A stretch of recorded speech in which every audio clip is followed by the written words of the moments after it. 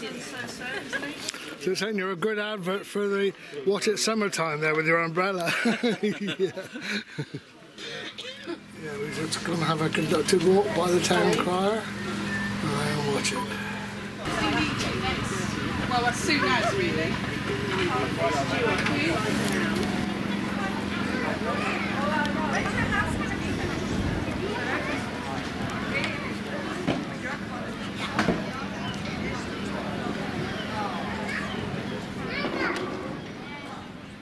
You're very much welcome. I've done it for one and I've done it for quite a lot. So please enjoy me. What we'll do, we'll head for a shelter and let this squall blow over, and then we'll start. I'll get rid of me well because it weighs nearly 3 kilos and it's a lot to lug round. I thought you had an artificial arm there. Yeah. You're like the a little children pirate. say, look, there's a pirate. There's a pirate, mummy. Yeah. Wartime, came on a bus to my cousin's wedding. Right. 1944.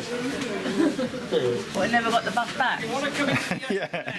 Oh no, we only came. We'll wait a while the rain goes over. I can talk to you in there. That's good. Okay, we'll start off in there. Oh, I didn't even ask the landlord about that. You want to come in the Esplanade Club? Not fight the elements? A few Very more welcome. joining us now.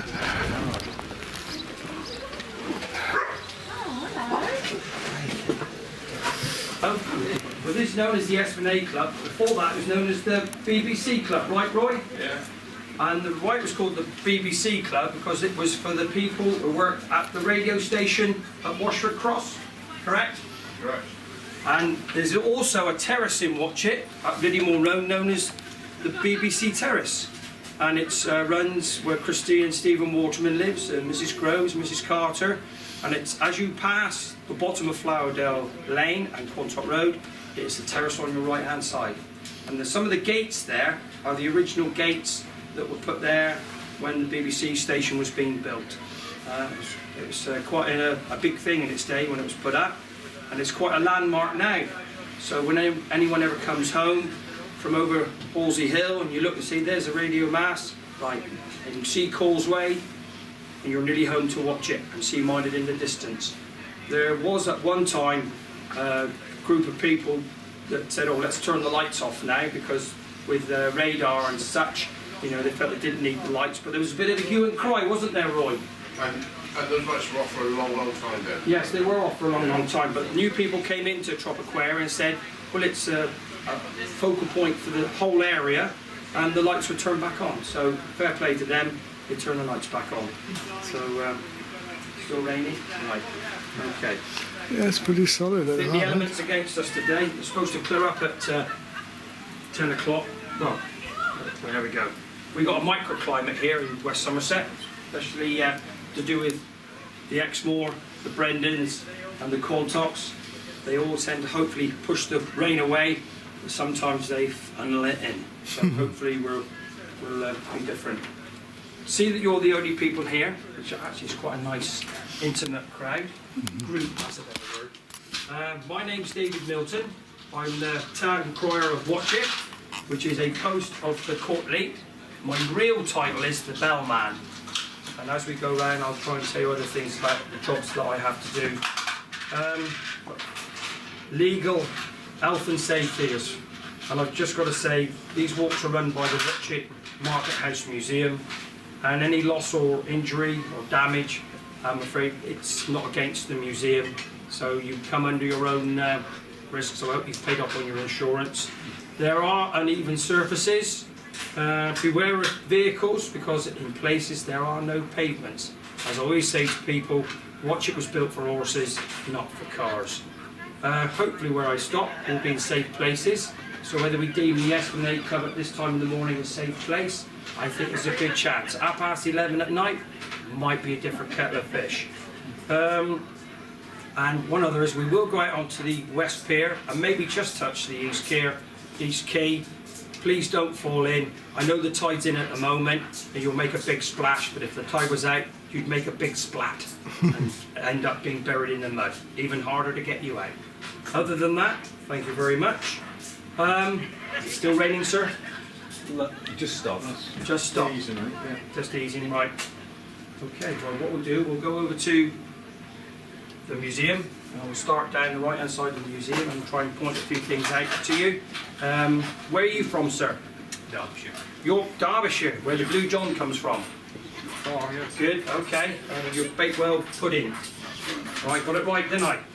Okay, well, if we go this way, you're part of this, do you know this man? Yes. Oh, you're smiling, so obviously you like him.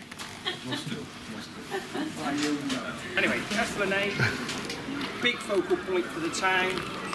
We did used to have a bandstand over there, but it was a Victorian one and it rotted, so it had to be pulled down. And hopefully, with the development of the East Quay, there would be some 106 or 109 money that they would put a bandstand back in there. But the nearest we got to having a bandstand there was someone put 2 white lines round saying how big it was and how it was possibly going to cause a problem to nearby neighbours. I've been diplomatic there. But it's a well-used place. When these gazebos go down later in the week, there'll be a couple of lorries here with trailers on when they turn it into a stage, and we have a good old meet-up. Right, the other side of the harbour wall here actually was another row of cottages. And this was allotment through here. We've probably got one of the smallest police stations in Somerset. It says it's open, but I doubt if it is because there's not enough policemen to man it. I've been diplomatic again. We'll finish with Yankee Jack. We'll start off with the Ancient Mariner. Rhyme of the Ancient Mariner. Samuel Taylor Coleridge, yes. He came to watch it. He liked the place. The reason why he liked it, he was going around earning money, and the reason why he wrote his rhyme was to earn money, and he recited in different places. Watchet's not quite on the Coleridge way yet, but we're fighting hard to try and get it to become part of the Coleridge way. He came down with William Wordsworth. Another great notoriety of literature that came to Watchet was William Defoe. Sorry, Daniel Defoe. Daniel Defoe. He wrote Robinson Crusoe and also Kidnapped. He came to Watchet and made a comment about the fossils that he saw on the beach. Just before they really didn't know what fossils was about. Underneath the statue was James Herriot, not of that fame, a Scotsman. It was opened in or unveiled 203. What was covering it was taken down by Dr. Catherine Wyndham of the Wyndham family, who were the mainly landed gentry of this area, and also William Wyndham is the portrayed Court Leet of Watchet and the area. Bronze, weighs about 200 kilo. Stone is mounted on its captain stone. The captain, which is just over the hill, very weighted. It's an unusual sandstone. It's got quartz running through it. It's been laid down in glacionic times. We've had 5 glacionic periods.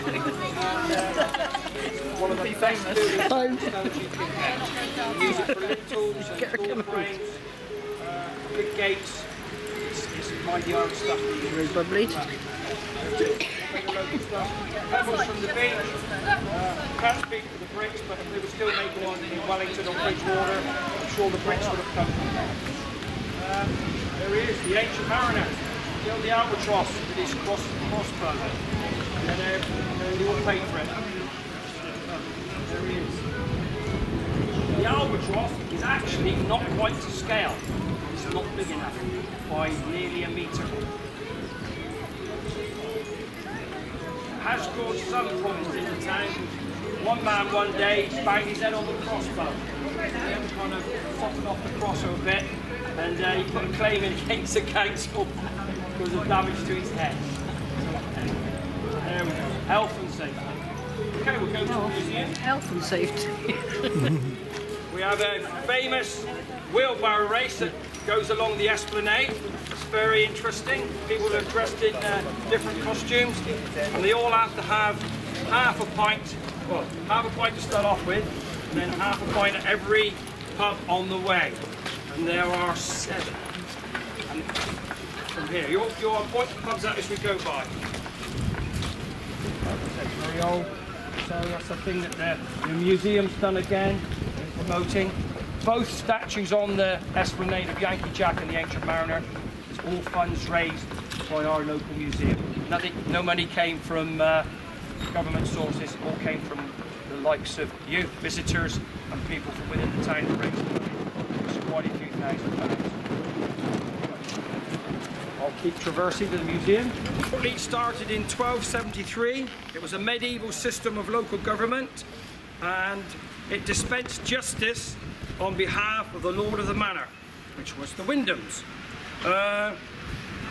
The officers of the Court Leet, there's the portreeve, which is Mr. Wyndham, or his agent at the time is now, and you have jurors, so it is a proper court.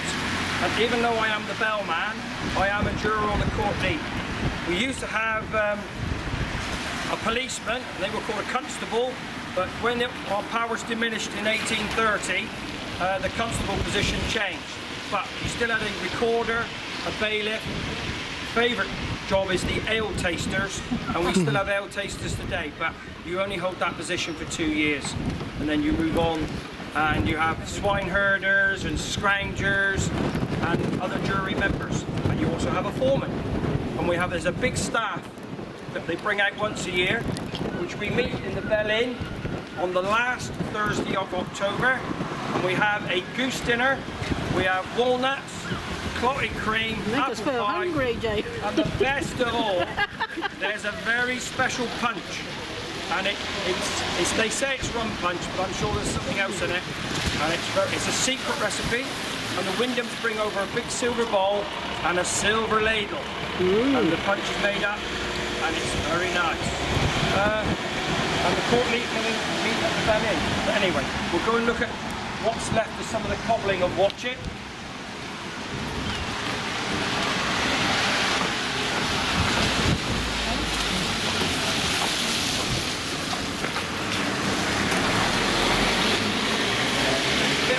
Here. This is some of the cobbles, the original cobbles left of the town.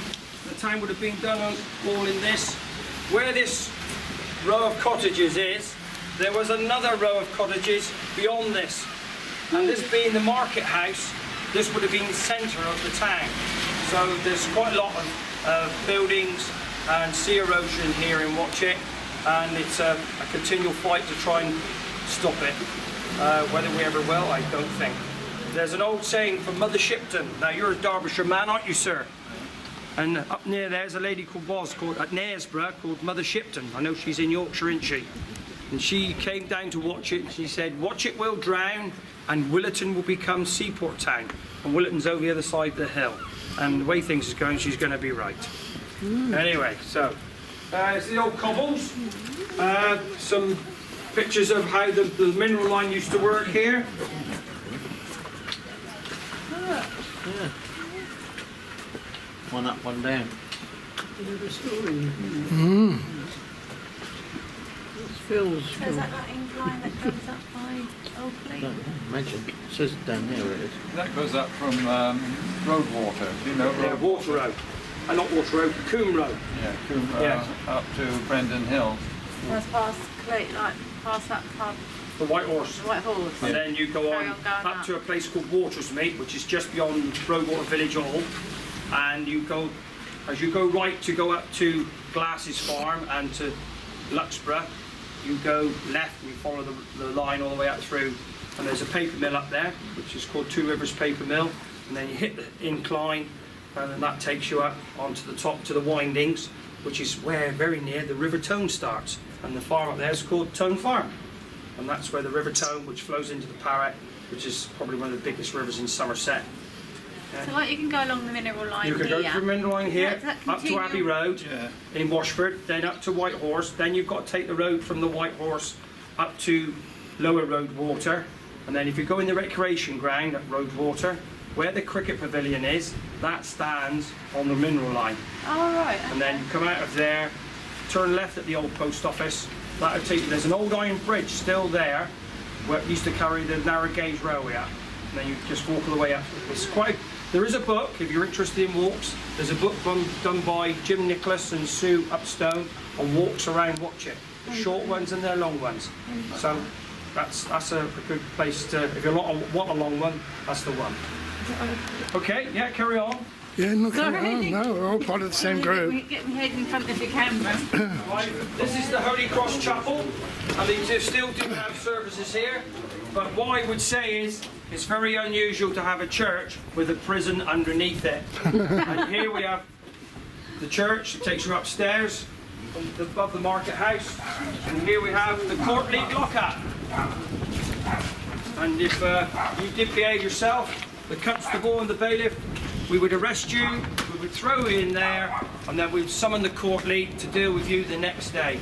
And this is the Court Leet lockup. I don't know if it's turning on today, but there's supposed to be, there is someone in there, but he's a bit tall and you can't see his head. Not to worry about a likeness to anyone. That's it. That's a very old building. Right, we'll go just past a few of these buildings here. There's the Bell Inn where we meet for our goose dinner. Very nice tis.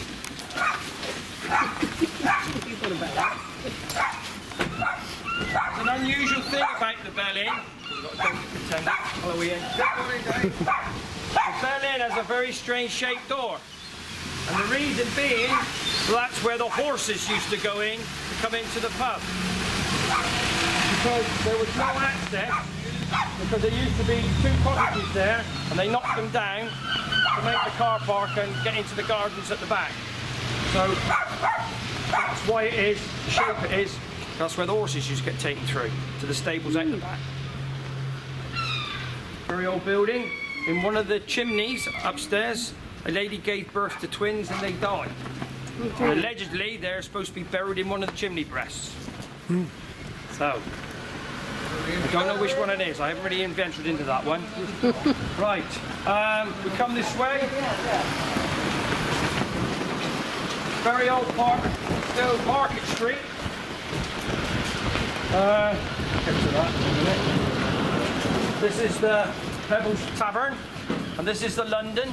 But the London used to be here, and before it was the London here, it was known as the Ship. And behind the Ship, there was another pub called Blackboard. And then the London moved into there. It was called the Clipper for a little while, but now it's gone back to everyone knows it. Watch it. And this used to be Yankee Jack's net house. It used to be the later on. There used to be nets in here and Brian. There's also a butchers and slaughterers. But now it's a tavern, back to nearly what it was in the first place. And I'll take you through now to old parts of what. Hello, Ian. Very well, thanks. Right, we just traverse this way.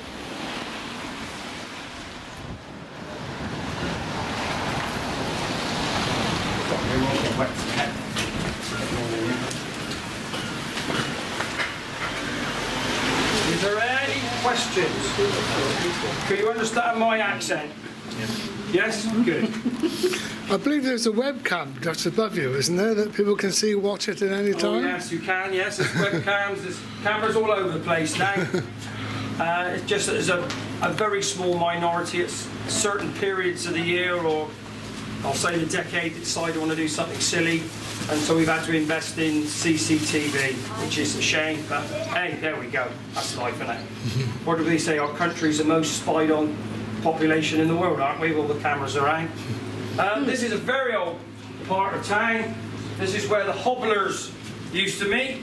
Now, Hobblers, you might think, what the heck's a Hobbler?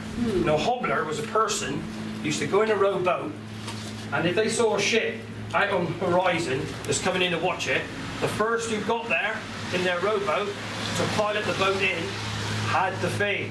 And they came in, the boat needed to be unloaded, and it's a bit like On the Waterfront, the famous film in America with Lee J. Cobb. You're getting a job, you're getting a job.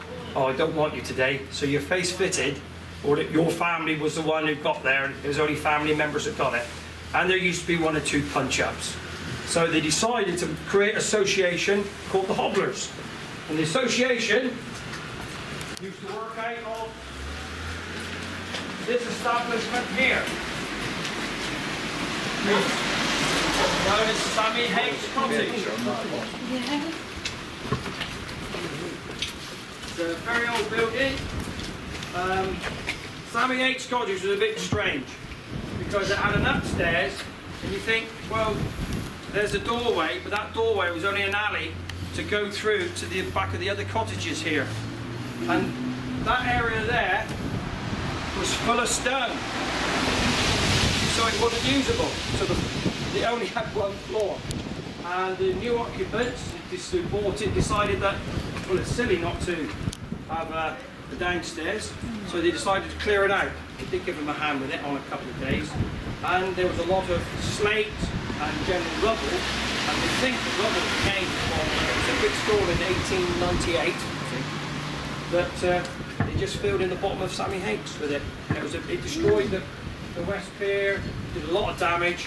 Anyway, when clearing out this part of the cottage, they came across a skull, and it was only a very small skull, and one of the members of the digging out team, the pickaxe went through it, and he showed it to another guy, and he nearly had a turn, and they've never seen him run so fast.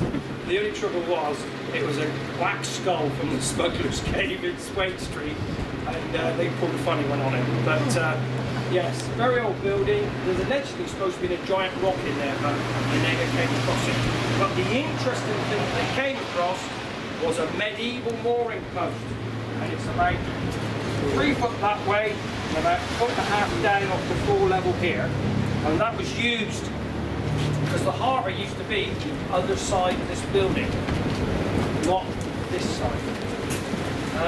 Sammy Haight's cottage. There was an old lady that lived here, not an issue, that liked her drink. She had a slate with in the London, I think it was Captain Chidgey, and he wouldn't let her increase her slate, so she put a curse on him, and he died 2 weeks later. There she is! There she is! No, that lady there is the old woman.